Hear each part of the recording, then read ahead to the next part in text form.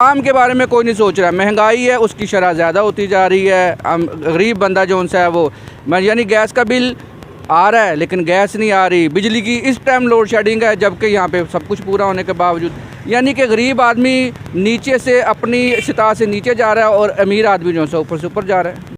अभी तो जो तरीक़ाकार चल रहा है इसमें कोई गवर्नमेंट नहीं आएगी, जिसकी लाठी उसकी भैंस है वही चलती जाएगी। मुझे नज़र आ रहा है कि इलेक्शन 2023 में भी नहीं होंगे।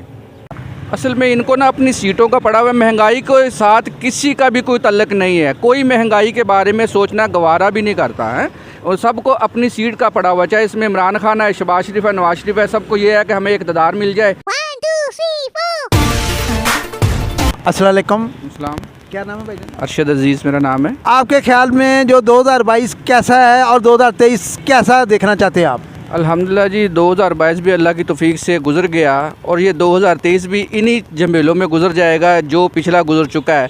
इसके अंदर किसी भी सरबराह की पार्टी ने हमारे लिए नहीं सोचा, वैसे ही निज़ाम चल रहा है। ये अल्लाह पाक का बनाया हुआ निज़ाम है और ये जो निज़ाम जो सा है ये इस निज़ाम के अंदर मुदाखलत कर रहे हैं जो हमारे हुक्मरान है, जो चाहे इसके अंदर कोई भी है। मैं किसी सियासी पार्टी का नाम नहीं लेता, लेकिन जो भी है आवाम के बारे में कोई नहीं सोच रहा। महंगाई है, उसकी शरह ज़्यादा होती जा रही है। गरीब बंदा जो उनसे है वो यानी गैस का बिल आ रहा है लेकिन गैस नहीं आ रही। बिजली की इस टाइम लोड शेडिंग है जबकि यहाँ पे सब कुछ पूरा होने के बावजूद यानी कि गरीब आदमी नीचे से अपनी सतह से नीचे जा रहा है और अमीर आदमी जो है ऊपर से ऊपर जा रहा है। 2022 में एक महंगाई का समुंदर आया है, तो वो ही कह रहे, नवाज शरीफ कह रहे, शहबाज शरीफ कह रहे, इमरान खान ने महंगाई की, इमरान खान कह रहे, शहबाज शरीफ ने महंगाई की।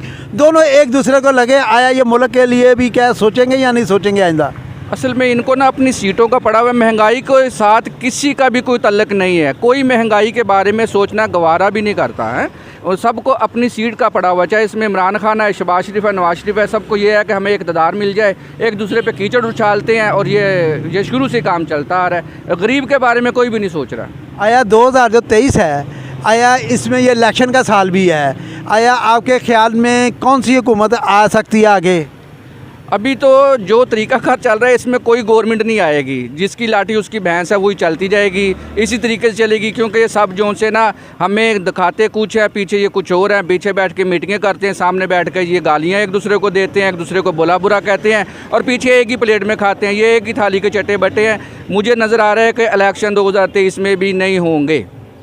इमरान खान कह रहा है कि भाई मैं आ गया तो मैं सब कुछ ठीक कर दूंगा, ये सब कुछ महंगाई जो भी है सब कुछ हो गया। आया वो ठीक कर सकते हैं या नहीं? देखें जी, वो इमरान खान को भी टाइम मिल चुका है, उसने भी जो करना था करके दिखा दिया। कहने की बात ये है कि इतने अरसे के अंदर उसने कोई महंगाई को ठीक नहीं किया, बल्कि एक इंटरव्यू में उसने ये कहा था कि मैं आलू टमाटर प्याज के लिए नहीं आया गया। तो भाई किस लिए आया? गरीब बंदा तो इसीलिए दे रहा है ना कि महंगाई नीचे हो। तो अब वो महंगाई की तरफ देख रहे हैं। भाई किसी को महंगाई के साथ कोई तल्लक नहीं है, सबको अपनी सीटों और प्रोटोकॉल की तरफ है, इसके अलावा कुछ नहीं। और अगर तरीक़े लबैक या कोई और जमात इस्लामी अगर कोई आ जाए, तरीक़े लबैक अगर आती है बिलफर्ज, तो आया क्या ये मुल्क के लिए बेहतर हो सकता है या नहीं? असल में कोई तहरीक लब्बाइक हो या कोई ये हम लोग अवाम जो उनसे हैं, जब हम अल्लाह के आगे सुबह के टाइम फजर की नमाज़ पढ़ेंगे, अल्लाह से दुआ करेंगे तो ये अपने आप हुक्मरान भी ठीक हो जाएंगे। ये डेली फ़ैसले होते हैं हमारे लिए। ये तहरीक लब्बाइक का काम नहीं है, नून लीग या PTI का या किसी का काम नहीं। ये अल्लाह के आगे हम रुजू करेंगे और जब रुजू करेंगे अल्लाह से तो इंशाअल्लाह हमारे सारे काम हल होंगे। आप कोई अवाम को कोई पैगाम, कोई हुक्मरानों को कोई पैगाम देना चाहते हैं 2023 में? बस यही है कि आप अपनी सीटों की तरफ ना देखें, आप गरीब आवाम को देखें, आप लोगों को देखें कि कितने हालात बुरे हो चुके हैं कि लोगों की बच्चियां लोगों के घरों में काम करने जा रही हैं। क्या आप लोग ये सोचेंगे कि आपकी बेटी किसी के घर में जाकर फ़र्ज धो रही हो और उसको मार पड़ रही हो? हैं, मीडिया भी माशाल्लाह काफ़ी तेज़ हो चुका है, सब कुछ बता रहा है, लेकिन जब आप किसी के घर में जाकर देखेंगे तो उनके बच्चे जो उनसे बेडों पर आराम कर रहे हैं और गरीब लोगों की बच्चियाँ जो उनसे बच्चे जो उनसे वो सब्ज़ी लाने में लगे हुए हैं, उनके बच्चों के साथ देखभाल में लगे हुए, और पैसों की जब बारी आती है तो वो उनको मिलते नहीं है।